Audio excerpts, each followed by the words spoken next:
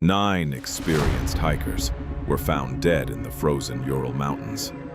Their tent had been sliced open from the inside. They fled into a blizzard without their boots. Some were found wearing almost no clothing. One was missing her tongue. Traces of radiation were discovered on some of their belongings. And for more than 60 years, nobody has been able to fully explain what happened. This is the Dyatlov Pass Incident, one of the most chilling unsolved mysteries in modern history. And the most disturbing part isn't how they died.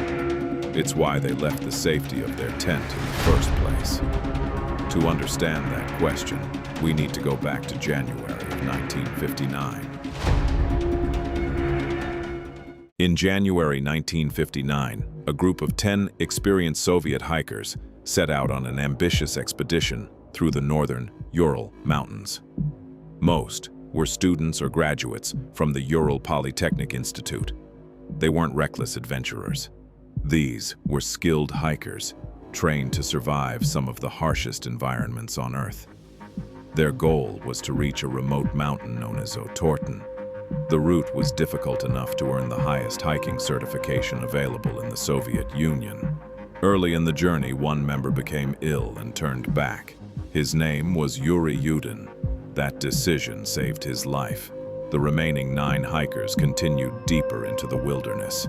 They laughed, took photographs, wrote journal entries, and appeared to be having a perfectly normal expedition. They joked with each other, posed for photographs, and planned the next stage of the journey. Looking at those photographs today is unsettling, because within days, every single one of them would be dead. On February 1st, 1959, the group established camp on the slopes of a mountain called Kolatsyakhl. The name comes from the language of the local Mansi people. It is often translated as Mountain of the Dead.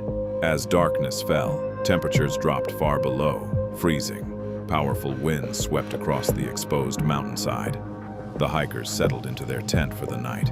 Then, something happened.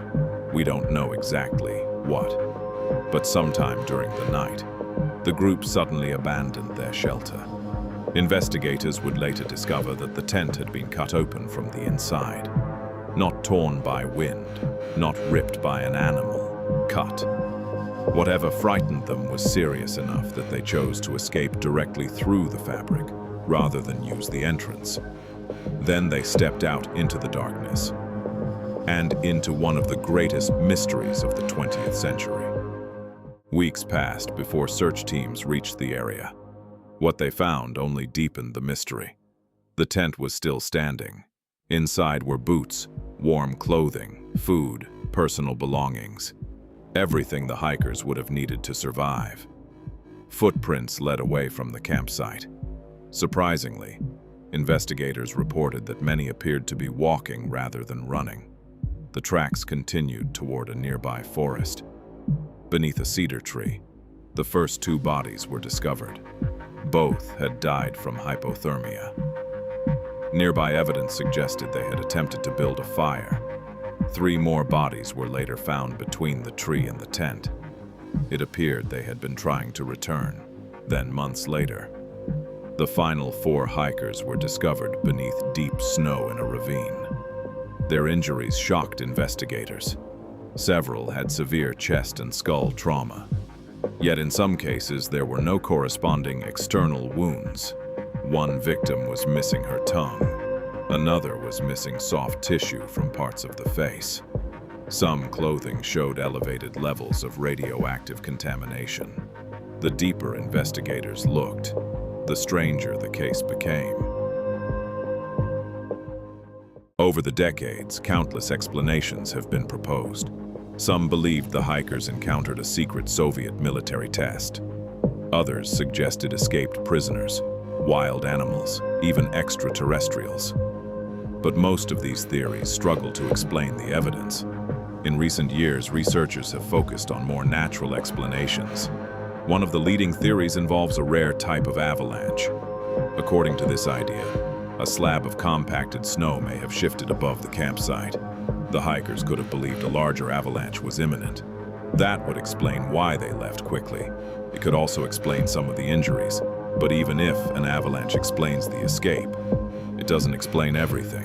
Why were some of the footprints calm and orderly? Why didn't they return for their boots?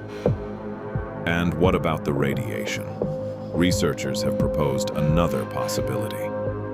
Powerful katabatic winds, fast-moving streams of freezing air capable of creating terrifying conditions on exposed mountain slopes. In darkness, exhaustion, and extreme weather, small decisions can become fatal ones. Yet even today, no theory answers every question. In 2019, Russian authorities reopened the investigation. Their conclusion largely supported an avalanche-related explanation. Many researchers accepted the findings. Others remained unconvinced, because one mystery still remains. 9 experienced hikers, people trained to survive in conditions most of us could never imagine, left the safety of their shelter in the middle of a freezing mountain storm. Something made them believe staying inside was even more dangerous. More than 60 years later, we're still debating what that something was. Was it an avalanche, extreme weather, a tragic chain of mistakes, or is there still a piece of the story missing? Let me know what you think happened, because the Dyatlov Pass incident remains one of history's most haunting mysteries.